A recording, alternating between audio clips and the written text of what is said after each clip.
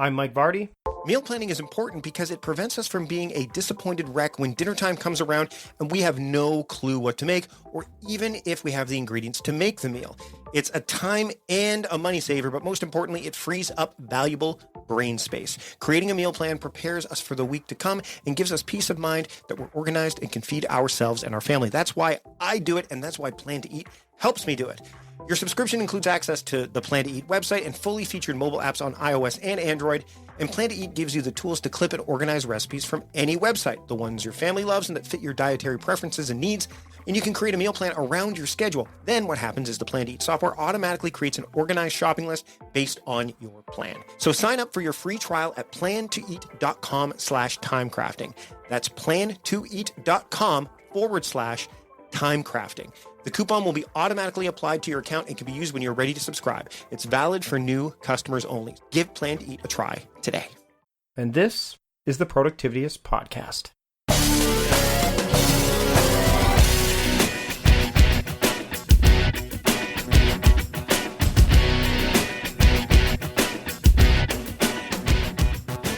Welcome to the Productivityist Podcast. I am your host, Mike Vardy, the founder of Productivityist.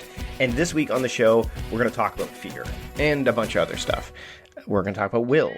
We are going to talk about calendars. We are going to talk about bucket lists and to-do lists and a whole bunch of stuff with my friend Kendra Wright from heykendra.com. I don't want to spend too much time going over the rest of the stuff that we're going to talk about because I just want us to talk about it. I want you to hear it. So here it is, my discussion with Kendra Wright here on the Productivityist Podcast. I'd like to welcome Kendra Wright to the Productivityist Podcast. Kendra, thanks for joining me. Absolutely. I'm excited to be with you today. So, Kendra, we've known each other for what? A few years now, right? Yeah, I think it's been probably at least 2 or 3 now, right? Yeah, I would say so. I mean, we met at I think we met but didn't meet at South by a couple years ago for sure. Correct. Yeah, I think I participated. I was at a panel that you ran. We had some mutual friends that were on it with you, and but I just don't think we ever actually really connected at that point. But we were kind of in the same spheres at that point. Right, and then we last as we're recording this back in 2015, we did a mutual kind of joint meetup at the World Domination Summit at Chris Gilligo's event. God. Yeah, there's so many things that we've actually done together. We've spoke together. We've done a meetup together. We've done strategy things together. Yep. And yet you've never been on the show yet, so this is good. I know. Yeah, I was excited when you reached out. I was like, that sounds like a great time. Let's do it. So the reason I want to have you on is, as you know, and as my listeners know, I am a huge Green Lantern fan. And I've got the ring, and I've got Green Lantern avatars throughout my office. In fact, when I came back from my recent round of travel, a friend of mine managed to get a discounted version of one of those Pop Funko little pop characters of Green Lantern. So I'm looking at my shelf right now, and it's just overflowing with I mean, if Pat Flynn is the Back to the Future guy, then I guess I'm the Green Lantern guy. Green Lantern is your jam. He is. And so cool. The Green Lantern's thing is will. Will is the thing that powers his ring. It's the thing that gives him his power. And because he has such strong will, and when I say he, I'm speaking about any Green Lantern fan will go, no, Green Lantern. There's more than one Green Lantern. You're absolutely right. But but the thing is that the enemy of will is fear.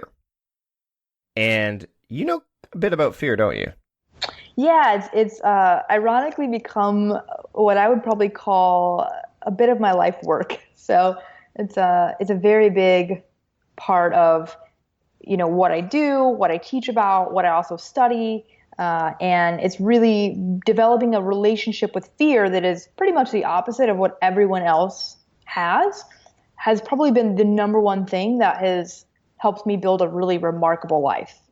So I'm really passionate about just being aware of fear and facing fear, and in also really creative, innovative ways. What drew you to exploring fear as because what you've done is you've basically done, I mean, I'm aware of fear, and then I use the will of the Green Lantern to kind of combat it. That's why I've got the ring. You've seen the ring. It means Michael Schechter got it for me well, my wife and kids got it for me, but Schechter sourced it out for me a couple years ago, my old podcasting partner. But you instead, what you've done is instead of me, like I combat fear with that idea of will, you just said fear is almost the source of your power at this point. Do you know what I mean? So what drew you to that?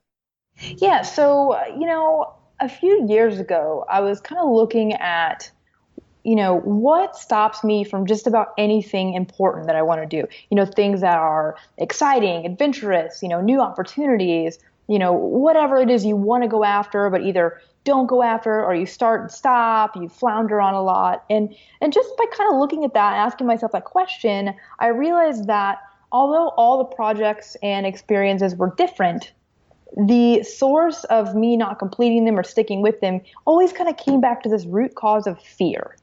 And so, I became obsessed with this idea of fear, and I decided to create this project.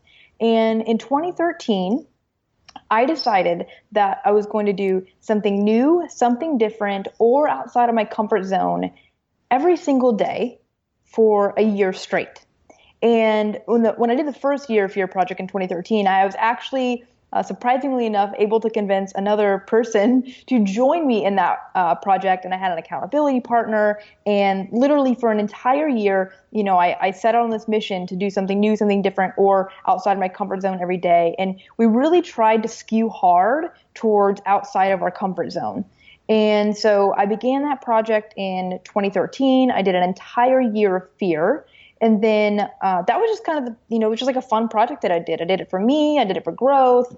And how my life changed in a year, I mean, even in the first 30 days, just was miraculous. And since that project started, the next year, I turned that project into more of a lifestyle for me. And then now I'm also, it's expanded over the years, and I now am teaching other people how to kind of create their own challenge-based approaches. And most of it's starting with fear, but I'm also teaching people once they conquer that, kind of how to apply that to other things. But if you can just change your relationship with fear, and basically anything that scares you, you kind of run towards it instead of away from it, it will absolutely change the trajectory of your life.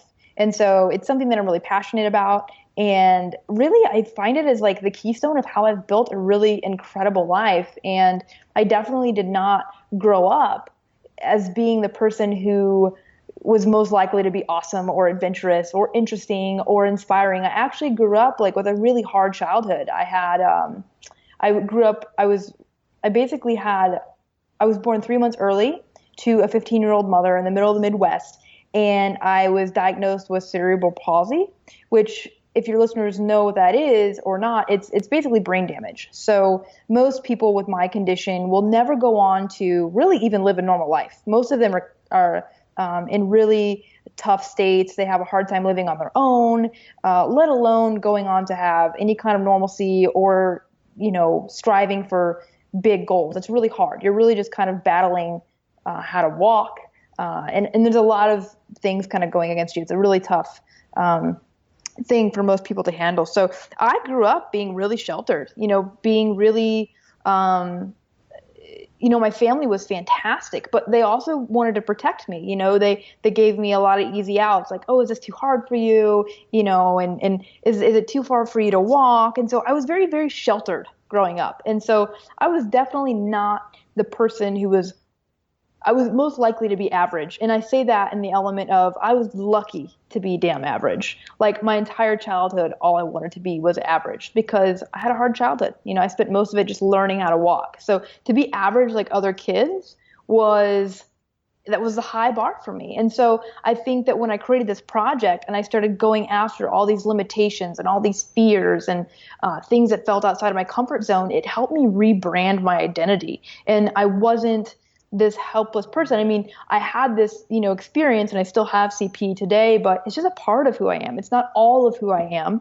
And now my identity is much healthier, and it's really helped me do a lot of incredible things beyond that of just now I run my own business. I make more money than I've ever made, and I work less than I've ever made. And that's definitely not been my strong point. I've definitely struggled with some work-life balance. I travel. I really collect so many insane experiences that I feel really, really blessed but I also did a lot of work to get there. And so that's where the project kind of started with, and why I'm so obsessed with fear, because I still battle it every day. I mean, it never goes away for me. Yeah, it's the idea of face the fear and do it anyway. That's basically what it is.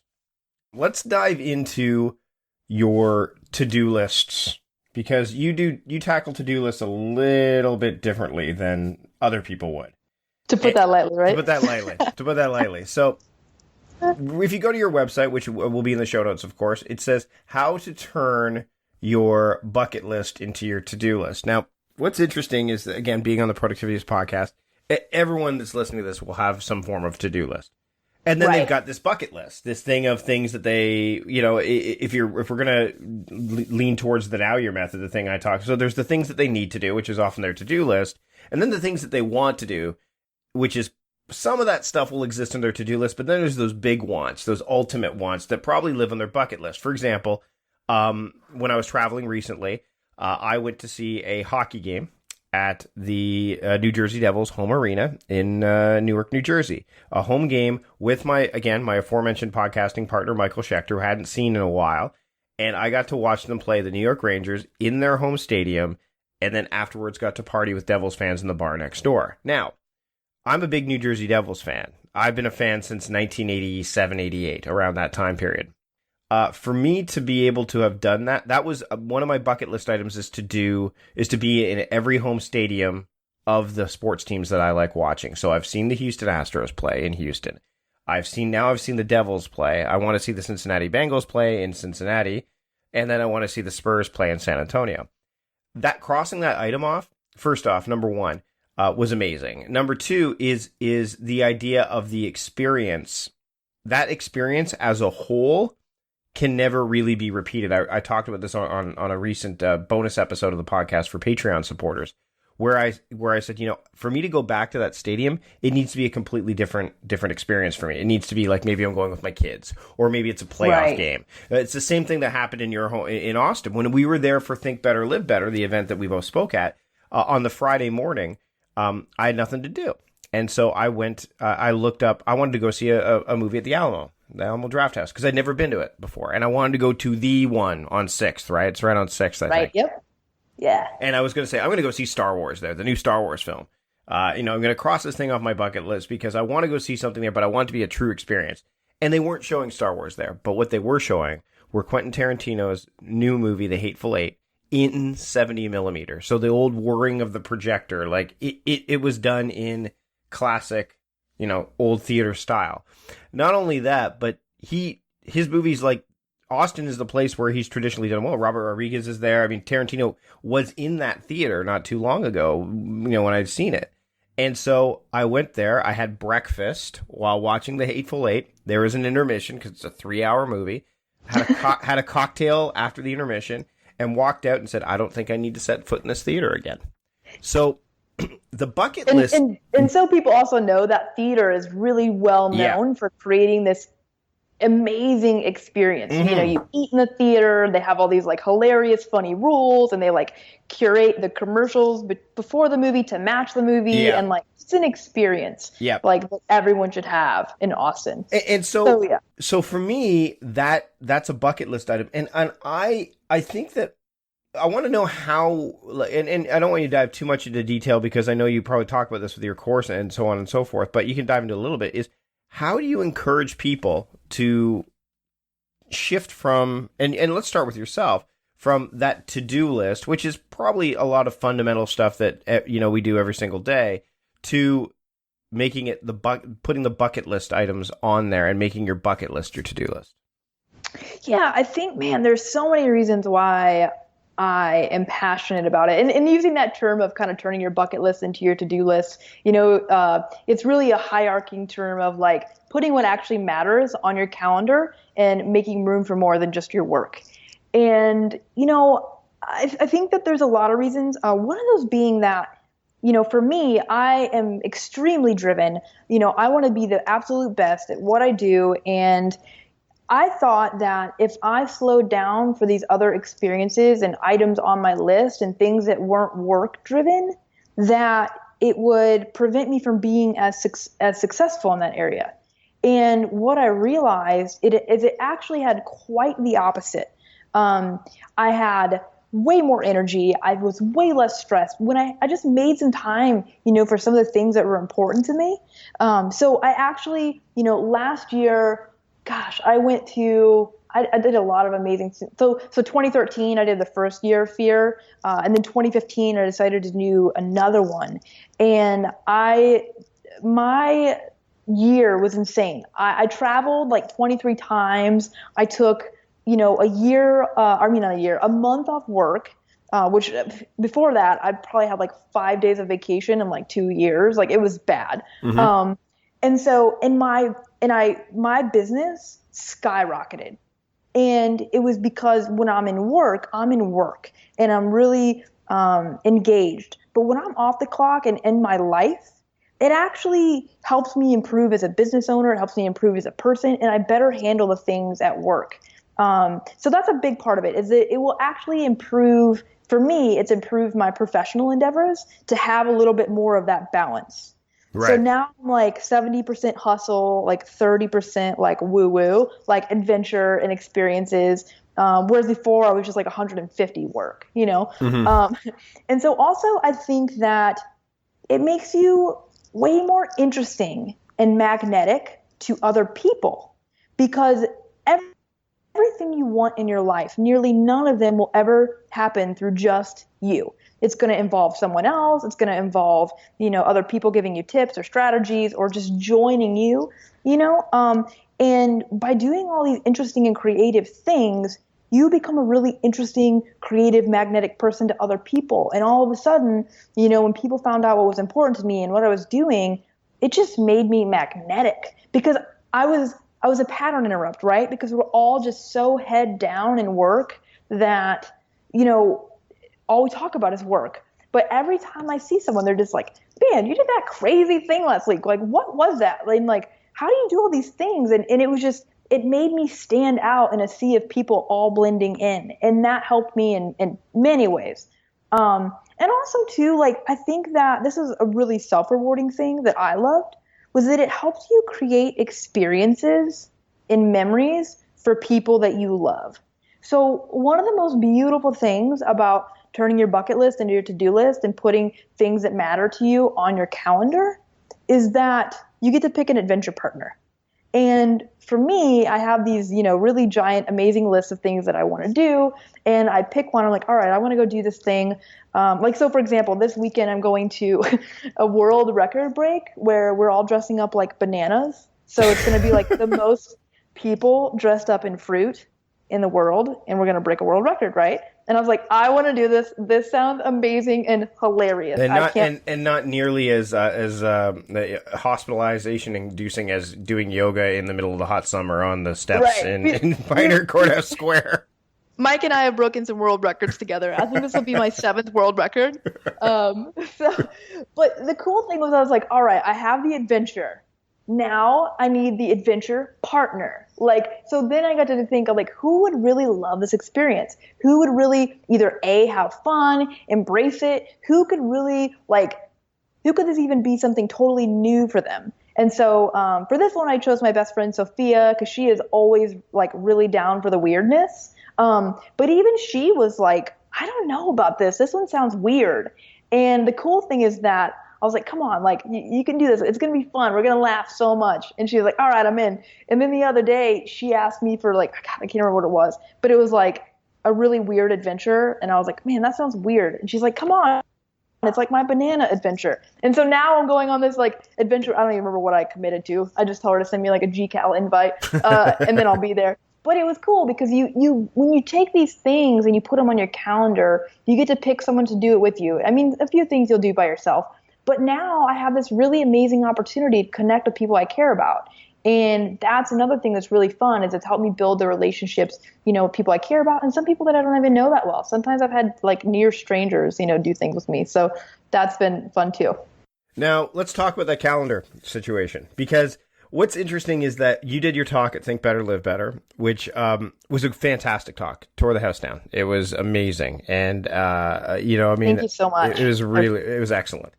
And we got some stuff coming up where we may get to speak again. We can't really talk about it yet, but I'm super excited exciting for that too. It's but when you were on the stage and you said, I know Mike, I know Vardy, you actually and this is the cool thing is with me, because Mike is such a common name, most people throughout my life have always called me Vardy anyway, because there's just so many Mikes, like, hey, Vardy, and it's like, okay, good, I know you're referring to me and I don't have to wonder what other Mike might be around that you're talking to. But you said, Vardy's going to call me out for this because we use our calendars very differently, which is kind of true. First off, let's hear how you use your calendar, because I want you to share that with everybody here. And then I want to dive in and say what the differences are, because there are differences, but also what the similarities are. Definitely. So when it comes to time management for my life and adventure management, if it's not on my calendar, it doesn't exist. And so from my understanding, your calendar is much more clear than mine is. Whereas for me, everything goes on my calendar. So I have a process to this, and I'll try to keep it super high level. But basically, I have a standing appointment every Sunday that I sit down and I spend 30 minutes planning out my week. And I do mine digital, but you can do this digital or paper, whatever works best for you. It's not the system. It's just, whatever system works for you is the best system for you. So, and then basically I do a few things. One, I review everything that I need to accomplish that week. I run my own digital marketing business. So I look at all my clients and my projects. And then I ask myself 3 questions. What do I need to get done this week, in my work and my business? What are my personal items that kind of need to get done? That might be running to pick up a prescription. I need to call the electric company. And then also my favorite one is, what experiences can I design into my week or collect so that I have something awesome to look back on this week? And so, when I did the Year of Fear project, I did something new or different every day. So that was the extreme example, but now it looks more like 2 to 3 experiences or adventures a week. And that just gives me something to kind of look back on, to have a memorable week. And then basically I sit down and I map it out visually. So I time block everything on my calendar. So I block out the times, how much work do I need to get done this week? And then I block all of it out. And I'm like, all right, I have all these calls and to-dos, and I know that I have 5 calls to make, and that's going to take me about an hour and a half. And I'm going to do that on Monday afternoon. And I schedule that in as a time block. And then I do all the calls during that. So it might just literally say, to-do calls. And then, so I plan everything out. I plan out all my adventures. I look at all the opportunities I have to do something awesome that week. And then, the other element is I color code, which is been really, really powerful for me, because basically I keep my business in blue, and then I keep kind of personal stuff, and then adventure and experiences in pink. P for pink. I that's how I relate things. And then I have my self-care and fitness routine in green, because that feels very earthy to me. And so basically what happens though is, after I build this week out, I color code it as I go along. So then I can see, wow, there's a ton of blue going on this week. I have a lot of client projects due. So I need to make sure that I have a little bit, I need to plan out some extra long lunch breaks to release some tension. I need to find a yoga class, or, there's not really any fun adventures planned on my calendar. My personal fun time looks really meek. And then so, how can I adjust for that? Or maybe, this week it was a little bit low, but next week I'm going to I'm going to swing back the other way a little bit, So basically at any point I can look at my calendar and via color coding, see what the balance is in my life between work and personal and, adventures and experiences, the things that matter the most to me. And it's just really helped me, keep my life a little bit more in balance. And also, I think a caveat to that whole word balance, I think that sometimes that's misinterpreted. So I might literally work 12 to 14 hours on Monday and Tuesday. Right. Because I've got a deadline, I've got a project, I need to get things done. But then I might take Wednesday afternoon off in the middle of the week. I might have a really light morning Thursday morning, but I can see that, okay, it helps me come to terms with working so much on Monday and Tuesday, because I know that I'm going to swing back the other way a little bit, but I need to see that visually. I need to know what's going on. And also if I'm feeling super stressed out, I can see why, you know? And so that color coding has been really powerful to me. And then the other element I would probably say, this is just like an add-on, is adding buffers in there. You know, some people don't like to schedule everything, and that's fine. Just time block the major things to start, and be aware of where you need some extra time, things like that. Like I have processing my inbox on my calendar. You know, not everyone needs to get that granular, but it works for me. So just using big broad strokes can be a really great way to start. And so for me, we're not too far. We're not too different. I mean, I am broader with how I categorize things. So, you know, I do theming for every day. Yeah, I love that. Yeah. So that gives me the flexibility. So really, if I actually had my digital calendar turned on to show what those daily themes were, it would look like, you know, the 24-hour period on Monday was writing, and then these other time blocks that appear are date-specific appointments that I've made, so coaching clients or anything like that. And then, so I use the calendar as kind of like the guiding principle of, okay, what's today? I wake up on Monday. Oh, it's a writing day. Like today is Friday as we're recording this. Today's my learning day. So I will be spending most of my day learning. We're recording this podcast on this day, so I will do the podcast stuff. And then when I'm done, I will then say, okay, well, what do I do next? Now, I can refer to my to-do list, which is great, and I have all the apps. I mean, you all know I have the apps and the materials designed to make that happen. But the first thing I think about is, oh, it's Friday, it's learning day. Let me look at all the things I can do when I'm in learning mode. So I like to have that flexibility there. And what's interesting is when you and I were there in Austin, in January at that event, I had people that came up to me, and I think you could probably tackle this the same way, who said, well, what about me? I've got this 9-to-5 job. I don't have control over my work day. I know someone came up to me and I told them how to theme their days, and they came up to me this happens a lot. And they showed me their day, and it was Monday to Friday work, Saturday to Sunday was like play. And I said, well, that's a bit too, that doesn't tell you anything. And they said, well, I don't have time. I mean, my work is my work day. I'm like, what about before? What about after? What about and also like how much of that is actually TV or other not, you know, don't get me wrong, everybody's got their own preferred media consumption.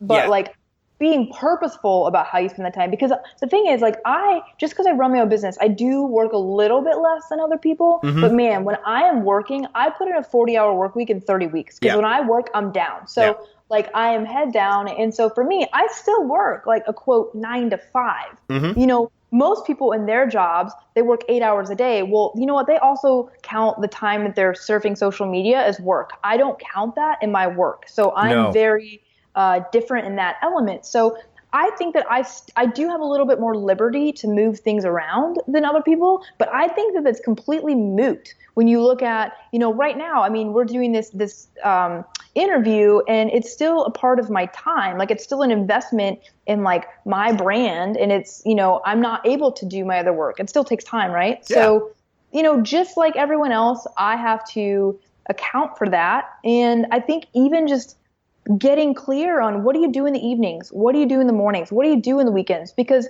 if what's important to you is not making it onto your calendar, then there's a problem. You know, if you say that you want to make it to your son's soccer games every Saturday, or you want to spend, you know, the next year or so walking your son to school, but you're not doing it, you know, well, maybe you need to take a look at some different things. Maybe you need to go to bed a little bit earlier, and you need to block off your evenings at that point. And just having a visual flow on what's actually happening in your life is, God, I mean, if I was at this dinner like a few weeks ago, and someone said, if you had to lose all your most powerful habits and only keep one, what would it be? And I was like, hands down, like my weekly planning process. Like, it's the keystone that keeps the train on the track. Like, this is how I get so much done. And it's not that everyone has to want to live this insanely full, crazy life like I do, but like, you know, making time for the things that matter to you. And if you're not putting them on your calendar, maybe there's something else to address. Maybe you're just afraid of starting the project, right? Well, you know what, Kendra? I think it's time to wrap things up. I'm going to chronicle this in my journal, though, today as an awesome chat, because I had a great time. Awesome. And I can't wait to see you again. I mean, I know we're going to get a chance to run into each other this summer, so I'm really looking forward to it. Where can people find you and your work online? or offline or wherever, but this is where they can find you. Yeah. Offline, I am in Austin, Texas. I hang out at all the weird, funky coffee shops, and I'm probably dressed up like, if you're in Austin this weekend, I'll be dressed up like a banana. Because it's South by Southwest too, which is also it's South by. I'm going to the Banana World Record Break on Sunday. So, there you go. If you want to look for me offline, that's where you can find me. Online, it's super easy. It's just heykendra.com. And another resource that's super valuable for people, if you're looking for just an idea of some experiences that you can design into your life that are really fun and creative and definitely outside the box, go to heykendra.com/goodbye comfort zone. And there's 100 awesome ideas. I think 57 of them are totally free. And they're kind of like a hit list of some of my best ideas that I share on just new ways to infuse some adventure into your week. Awesome. Kendra, thanks so much for joining me this week on the Productivityist Podcast. Definitely. And if anyone has any questions, just shoot me an email at kendra@heykendra.com. There you go. That is the end of the show. A great chat with my friend Kendra Wright. I'm looking forward to seeing her this summer. We've known each other for a few years now, and it's always a good time to hang out with her. As for the show, if you want to hear more of what we talked about, you can go to patreon.com/productivityist and become a supporter. You get an exclusive version of the podcast, which has extra content. You'll get bonus episodes every week. You'll get a monthly video and a bunch of other stuff. Just head over there now, patreon.com/productivityist, and you can learn more about that. If you like the show and you want to support in another way other than monetarily, you can rate and review the show on iTunes. It helps more people find it, and I'm really excited about the direction that we're going with the show. We've got some things that we're working on right now, and I can't share them all with you right now, but I'm really looking forward to it. And I would love it if you could help more people find the show so that more people can hear it and experience it. We've got a lot more great episodes coming up in the weeks ahead. But that's it for this week. Until next time, don't forget to face your fears. Maybe tap into that Green Lantern willpower. But until next time, I am your host, Mike Vardy, the founder of Productivityist, reminding you to stop guessing and start going.